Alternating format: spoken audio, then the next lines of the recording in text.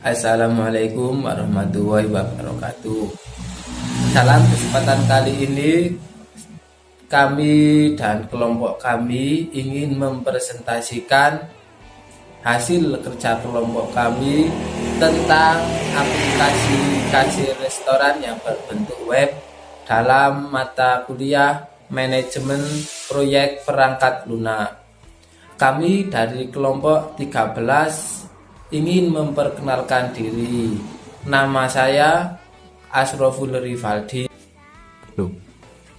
Selanjutnya akan dijelaskan oleh teman saya mengenai analisis dan desain sistemnya. Ya, saya Afan Prayogi. Saya di sini ingin menjelaskan tentang bagian analisis dan desain sistem. Yang pertama yaitu analisis non-fungsional. Analisis non-fungsional yaitu memerlukan pengguna atau user, yaitu ada dua user. Yang pertama yaitu pelanggan atau customer, dan yang kedua itu kasir atau admin. Nah, di bagian pelanggan itu membutuhkan perangkat lunak yaitu web atau desktop, sedangkan yang bagian kasir desktop atau web browser. Nah, sedangkan bagian perangkat kerasnya yaitu pelanggan menggunakan terserah bisa lewat PC atau smartphone, dan yang kasir lewat PC atau laptop. Dan yang selanjutnya yaitu analisis fungsional.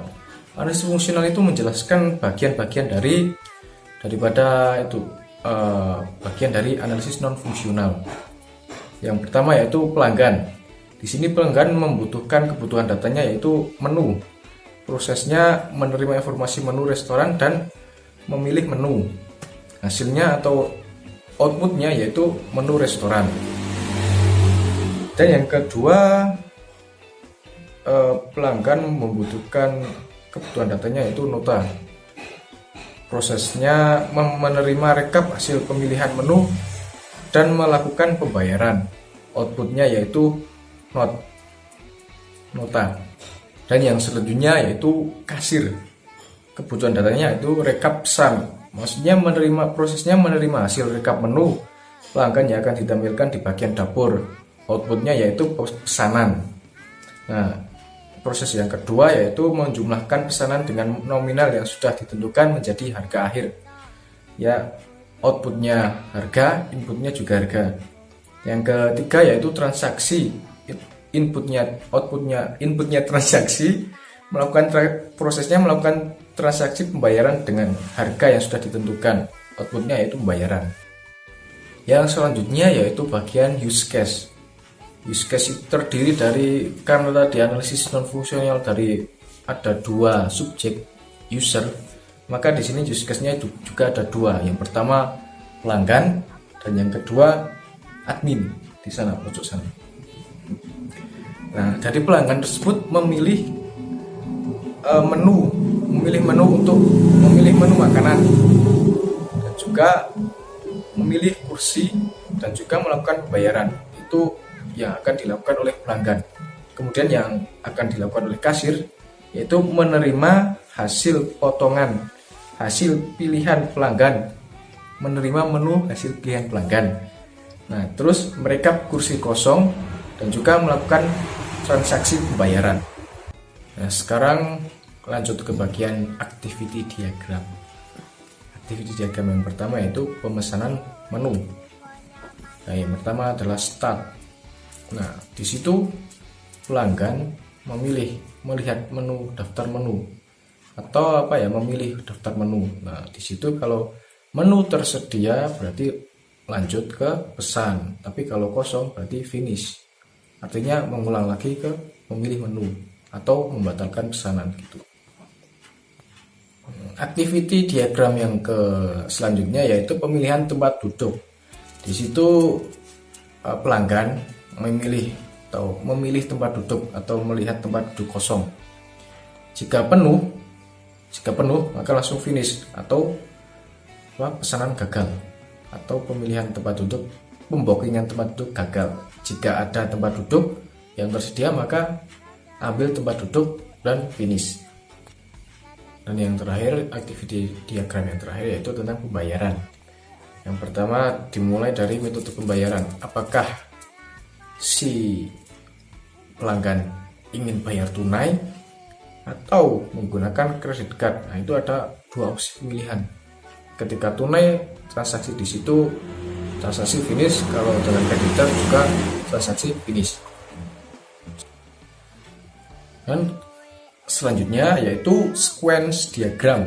Sequence diagram yaitu menjelaskan proses atau sistem yang berjalan dalam aplikasi tersebut. Nah, di sini yang pertama yaitu kasir.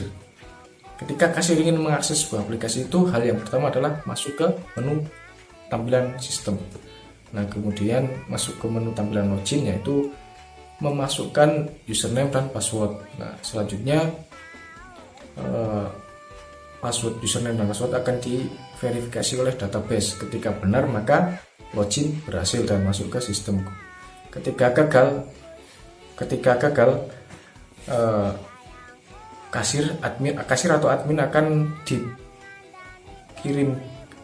diberikan kesempatan untuk memasukkan user dan password yang valid. Nah, setelah itu maka ketika berhasil sukses, akan menuju ke tampilan menu aplikasi kasir restoran tersebut. Sequence diagram yang kedua yaitu pelanggan. Hal pertama yang pelanggan lakukan adalah memilih menu makanan. Nah, pelanggan itu memilih menu di checklist. Ya. Terus database akan memverifikasi apakah menu hari ini tersedia apa tidak. Jika kosong maka kembali ada pemberitahuan, maaf menu ini kosong, silahkan pilih menu lainnya. Jika sudah, maka hal selanjutnya yaitu membooking tempat duduk. Nah, ketika tempat duduk itu sudah di booking, nah, database akan memverifikasi bahwa tempat duduk ini penuh, silahkan pilih tempat duduk yang sesuai seleranya. Nah, ketika sudah berhasil ada tempat duduk yang kosong dan sudah terpesan, hal selanjutnya yaitu menunggu admin atau istilahnya itu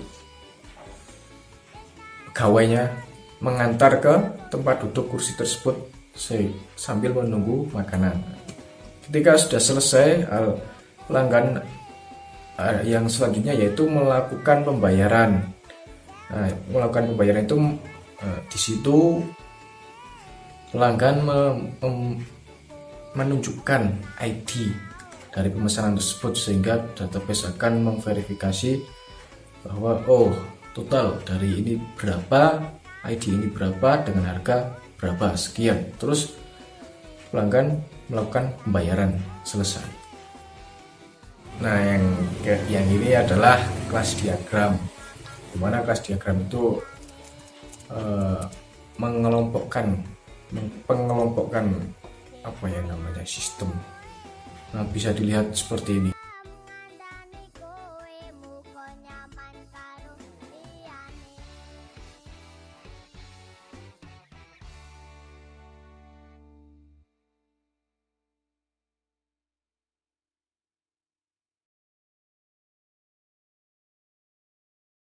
Nah, dan yang kali ini adalah entity relation diagram. Yang seperti itu restoran, ke arah kanan admin, nah itu bagian-bagiannya yang ada. Yang ke arah kirinya yaitu menu, ada menu minuman dan juga makanan. Nah, yang bawahnya kanan tempat duduk, ada nomor, posisi dan jumlah kursi. Nah, terus yang terakhir bagian kiri pembayaran, ada nomor, harga, dan jenis pembayaran. Nah, sekian analisis dan desain sistem dari kami. Seperti itu.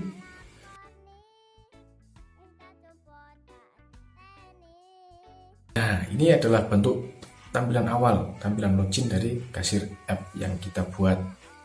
Nah, kita masukkan username dan password. Nah, seperti itu, login. Nah, ini adalah bentuk tampilan awal. sekarang kita coba untuk menambahkan data pelanggan. Mungkin karena ada pelanggan yang masuk gitu. Nah, ketik nama Adi contoh ya.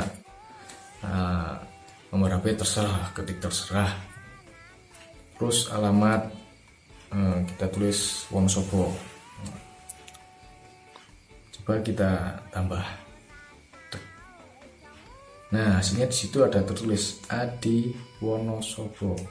Coba kalau kita hapus, sudah hilang lagi. Atau kita ingin mengedit yang nama Adam. Nah, itu ingin mengedit nomor HP-nya, mungkin keliru terus mau diedit gitu. Nah, itu kita edit aja di menu edit itu. Nah, terus sudah kegantian. Selanjutnya yaitu ke menu restoran. Nah, ini terdapat banyak sekali menu pilihan makanan, tinggal kita mau menginputkannya seperti apa. Nah, contohnya di sini saya akan menambahkan sebuah jus, jas jus. Nah, harganya yang murah aja lah, 1.500.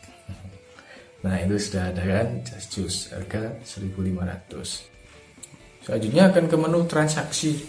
Nah, di sini sudah tertera tadi ada yang memesan gitu, ada transaksi, kita akan melakukan pembayaran. Nah, itu diklik bayar, dengan user itu masukkan uang nominal berapa, kita klik bayar. Nah, sudah terbayar. Nah, selanjutnya ke menu pesanannya.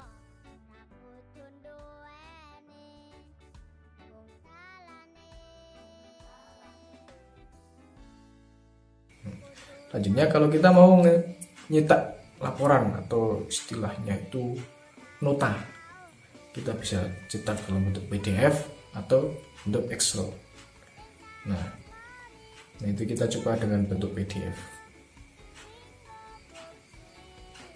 Kita lihat, nah, seperti itu. Sekian